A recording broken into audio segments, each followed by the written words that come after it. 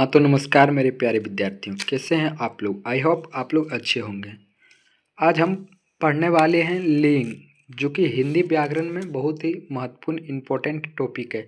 यदि आप क्लास 8, 9, 10, 11, 12 किसी भी क्लास में हो तो ये टॉपिक का ज़रूरत आप लोगों को हमेशा पड़ेगा। तो चलिए आज लिंग पढ़ने की और समझने की प्रयास करते हैं। लिंग लिंग का सामान्य अर्थ चिन्ह या जाति होता है। लिंग का जो सामान्य अर्थ होता है वो चिन्ह या जाति होता है। लिंग का परिभाषा पढ़िए। संज्ञा सर्वनाम या क्रिया के जिस रूप से व्यक्ति वस्तु और भाव की जाति का बोध हो उसे व्याकरण में लिंग कहा जाता है। यानी संज्ञा या सर्वनाम के जिस रूप से व्यक्ति वस्तु और भाव के जाति का बोध होता है उसे लिंग कहा जाता है। हिंदी में संज्ञा शब्द मूल रूप से दो जातियों के हुआ करते हैं, स्त्री जाति और पुरुष जाति। जाति के आधार पर लिंग के दो भेद हैं। तो आप लोगों से ऑब्जेक्टिव प्रश्न में पूछा जाता है लिंग कितने प्रकार के होते हैं, तो आप लोगों को बताना है दो प्रकार के, स्त्रीलिंग और पुल्लिंग। लिंग दो प्रकार के होते हैं। अब पुल्लिंग की परिभाषा पढ़िए।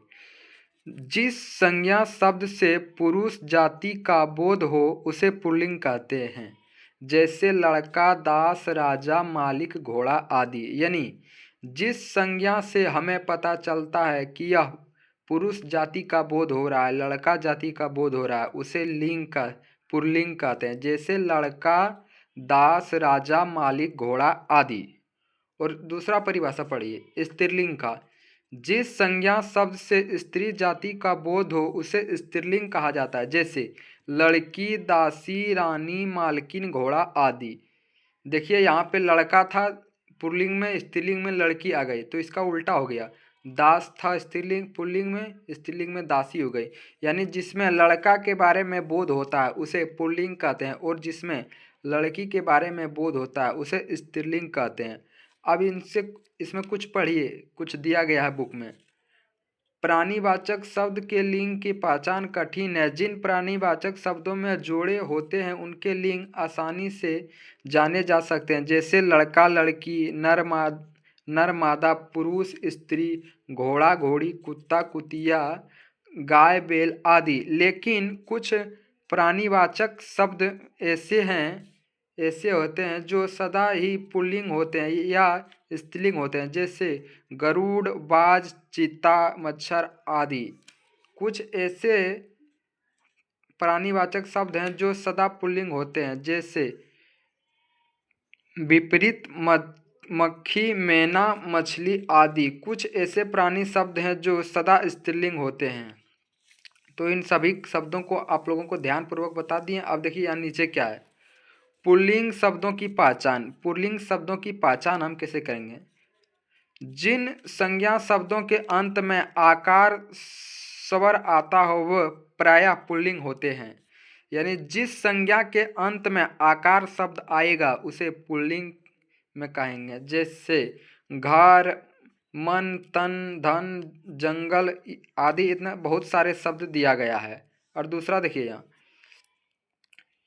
और दूसरा शब्द देखिए, जिन संज्ञा शब्दों के अंत में आकार स्वर होता हो वो प्रायः पुल्लिंग होते हैं, जैसे पहिया आकर आ गया, कपड़ा आकर आया, बक्सा, हथौड़ा, ये सभी शब्द पुल्लिंग हैं। और अपवाद में देखिए, दिया गया क्षमता, कार्य, कृपया, क्षमा, माला और लज्जा आदि संस्कृत के आकारांत शब्द स्त्रीलिंग होते हैं। तो आप लोग इसको समझ गए होंगे पूरी अच्छी तरीके से। अब देखिए यहाँ स्त्रीलिंग की पहचान करने की तरीका देखिए। पुल्लिंग को पहचानने का तरीका बता दिए, अब स्त्रीलिंग को पहचानने की तरीका। नदियाँ के नाम प्रायः स्त्रीलिंग होते हैं, जैसे गंगा, यमुना, कोसी, गोदावरी, कृष्ण, कावेरी, गोमती, नर्मदा आदि।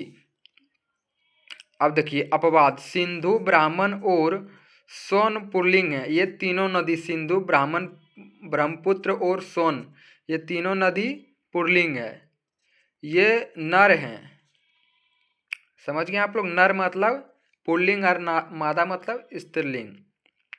तो ये चैप्टर को समझाने का मतलब मेरा यही था कि स्त्रीलिंग और पुल्लिंग में आप लोगों को पहचान आ जाए।